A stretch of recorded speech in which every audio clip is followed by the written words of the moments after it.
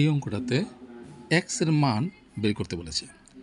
অঙ্কটা দেওয়া আছে 6x minus 6x equals to 24।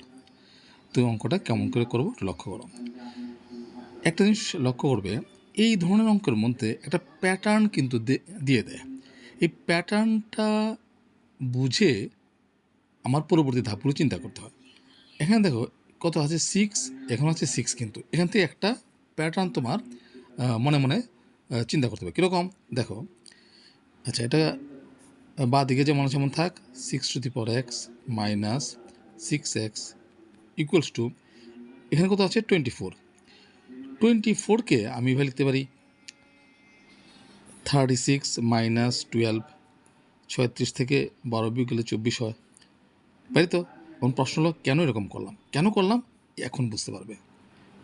বাদিকে যেমন আছে যেমন থাক 6x minus 6x equals to 36কে আমরা লিখতে পারি 6 স্কোয়ার, এই দেখো 6-এর প্যাটার্নে চলে এসছে, ঠিক আছে, মাইনাস 12কে লিখতে পারি 6 ইন্টু 2, পারি কি না?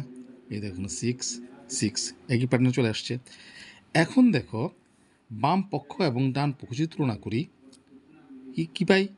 6x, এখানে 6^2 বা 6 স্কোয়ার।